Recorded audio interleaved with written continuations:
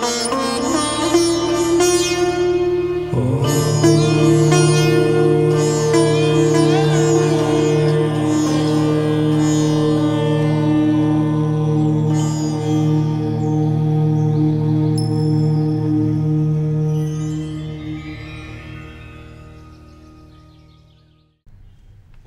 নমো ভগবতে বাসুদেবায়।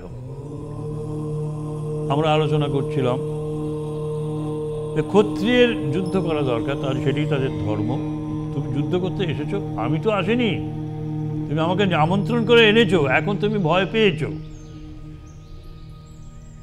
সুতরাং এ ভয় তোমার দূর হোক।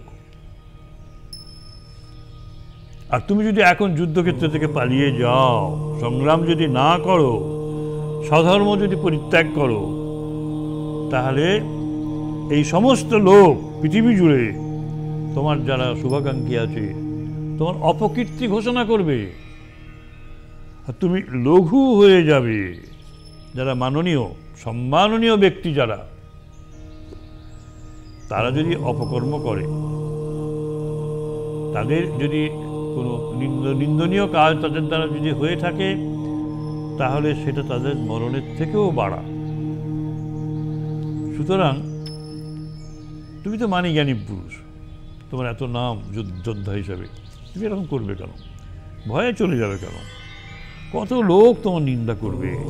সুতরাং জয় এবং পরাজয়, লাভ এবং অলাভ, এই দুটোকে সমান করে দেখে যুদ্ধ করো এবং তুমি রাজ্যভোগ করো। কারণ কর্মেই তোমার অধিকার, ফলে নয়। মা কর্মফল হেতু উদ্ভূ মাতে সংগস্ত কর্মণি। কর্মেই তোমার অধিকার আছে, ফল লাভে নেই। এটা একটা অদ্ভুত কথা, এটা নিয়ে আমি পরে বলবো একটু। মা কর্ম ফল হেতু উদ্ভূ মাতে সংগস্ত কর্মণি। কর্মফলের তুমি হেতু হয়েও না, কিন্তু অকর্মে যেন তোমার মতি না হয়। তুমি বলো আমি কর্ম না করে থাকবো, এটা না। কর্মে তোমার অধিকার, ফলে নয়। কর্মফলের হেতুও হবে না, কিন্তু কর্ম তুমি করবে না, এটা তুমি কখনো বলতে পারো না। এটি হচ্ছে গীতার ফিলোসফি। এই ফিলোসফিকে অবলম্বন করেই পৃথিবী শাসন করছেন, ত্রিলোক শাসন করছেন ভগবান। এবং যোগস্থ হয়ে কর্ম করো, সিদ্ধিতে এবং অসিদ্ধিতে সমান হয়ে, এবং বুদ্ধিতে শরণ নাও।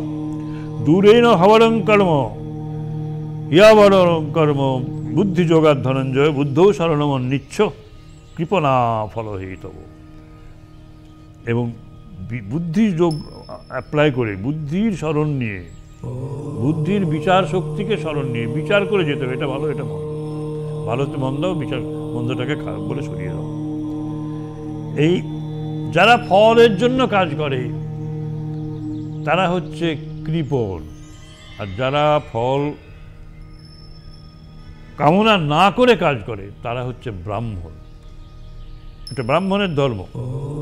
কৃপণের ধর্ম তুমি কেন গ্রহণ করতে যাচ্ছ? এবং যোগায় যুজ্যস্ব যোগকর্মস্য কৌশলম।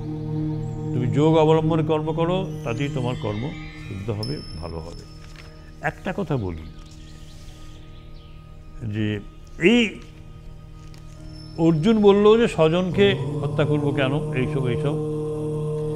তার পরিবর্তে তিনি আত্মতত্ত্ব ব্যাখ্যা করছেন শ্রীকৃষ্ণ, এবং স্থিতপ্রজ্ঞের লক্ষণ বলছেন যে রাগোদ্দেশ বিযুক্ত স্তু বিষয়ান ইন্দ্রিয়শ্বরণ আত্মবশ্যই বিধে আত্মা প্রসাদম অধিগচ্ছতি। বলছে তুমি রাগ এবং দেশ, অনুরাগ এবং বিরাগ রহিত হয়ে, নিজেতে বশীভূত হয়ে, চক্ষুকর্ণ জিহ্বা নাসিকা ত্বক, এই ইন্দ্রিয়ের দ্বারা যে বিষয়গুলো আছে, রূপ রস শব্দ গন্ধ স্পর্শ,